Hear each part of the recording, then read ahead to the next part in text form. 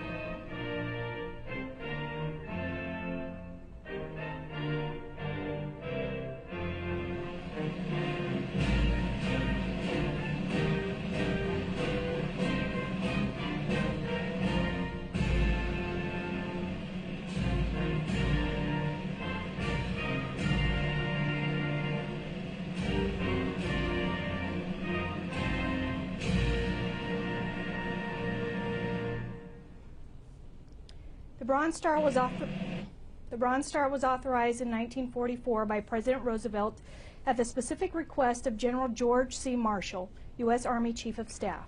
The Bronze Star Medal may be awarded to any person who, while serving with the Army, Navy, Marine Corps, Air Force, or Coast Guard, distinguished himself by heroic or meritorious achievement, while engaged in an action against an enemy of the United States. The Bronze Star signifies an airman's unselfish dedication to duty and recognizes their heroic actions.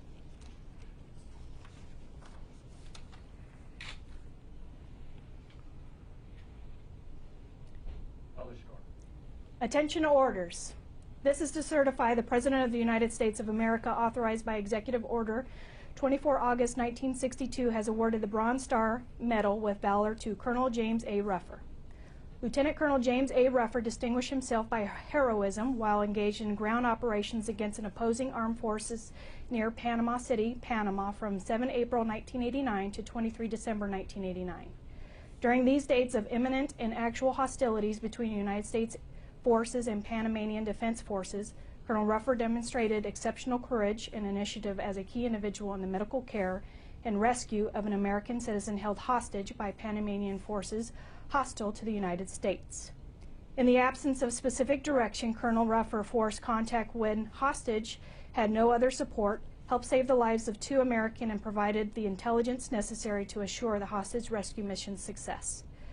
During a period spanning 262 days, Colonel Ruffer exposed himself on over 100 occasions to the potentially life-threatening environment of the Panamanian Defense Force's infamous Modelo prison in the Republic of Panama. Under periods of extreme military and political crisis, where his achievements were characterized by volunteerism, intrepidity, skill, initiative, tenacity, and endurance, and his courage facilitated the rescue of the first enemy-held American prisoner since World War II. By his heroic actions and unselfish dedication to duty, Colonel Ruffer has reflected great credit upon himself and the United States Air Force.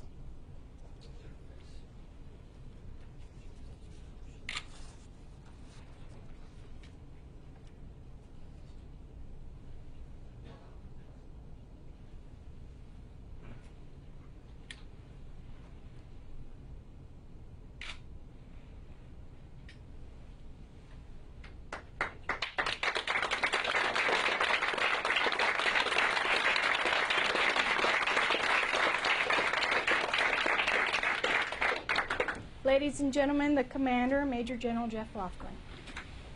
First of all, I just want to say thanks for everybody coming out today to witness, I think, this historic occasion.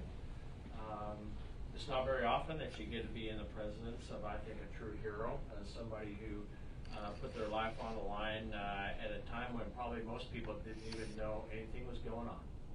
And that's kind of the story of a lot of heroes that we hear about, are folks, common people that are willing to go out there and do the right thing at the right time, and you represent that for us. And truly is an honor and a privilege to be able to be here today and to kind of recognize you for your service, not only to the Air Force, but to our great nation. So thank you, sir.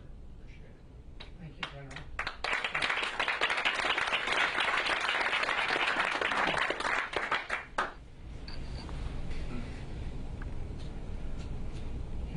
You can't imagine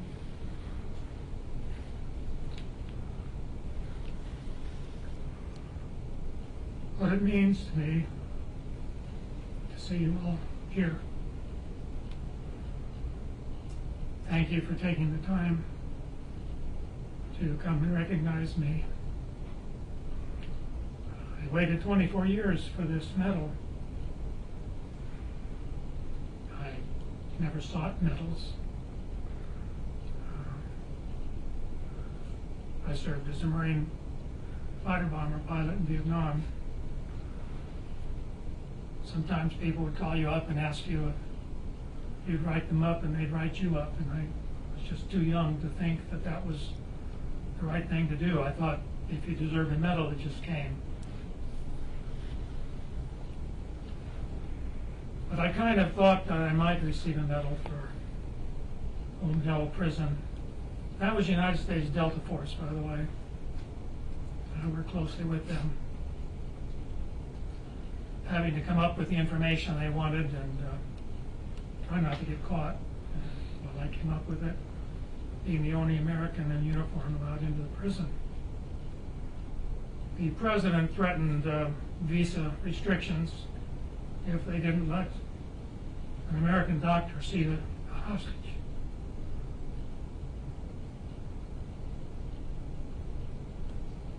I'm not going to take a lot of time, but I wanted to tell you that when I first saw this hostage after his torture and week of imprisonment, he was a shaken hulk of a man, responding more like an animal. I went over to the Gestapo that held him, the secret police. I said, "You've reduced this man to nothing. Nothing in just a week. I've got to see him again." Colonel Maragnan said, "When?" I threw a prayer to heaven. I said, "God help me." I said, "Every other day, as long as you got him." And that's what we got. Thank you for being here, General. Thank you for your kind words. I did have the privilege to serve in 3 branches of the service.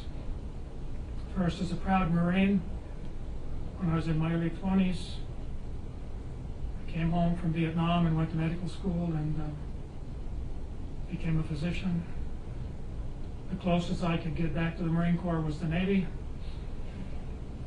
Became a proud Navy flight surgeon. Delivered 8 babies in one day. In those days, in the emergency room, if a woman came in labor, you delivered her. And took care of the children and the baby and whoever else came in with broken arms. But I needed to do my dream of being all things to all people, and I went up to Idaho and tried to practice. My wife and I together had 10 children, and it was a lot of work. I made about half the money that I would have in the service, and I worked twice the hours.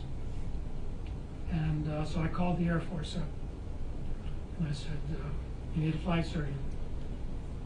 He said, "Yeah, we do." I said, "Well, you don't have aircraft carriers, right? You're not going to take me 8 months out to sea every year." I said, "No, we don't." So I came on board. Showed up at Edwards Air Force Base just after the Challenger went down. And enjoyed the Air Force. Enjoyed the Navy, enjoyed the Marine Corps. And in Panama, my commander was in Army. And in Fort Sam, my commander was Army, and I was in Army Command, and so I lived with the Army for 5 years. It was a wonderful time to serve, and my heart is for the American fighting man and woman, for those who come in out of high school and college and go off to fight, to put themselves in harm's way, who may not know what will happen, what accident will befall them, what training accident or what enemy action, but they do it. They may fall off that C-123 and break their neck before they even get into combat. My heart goes out, my love and my respect to every man and woman who's ever served this great country. I hope that can be the bottom line of our love and dedication to honor those who serve. Thank you, General, so much. Thank all of you.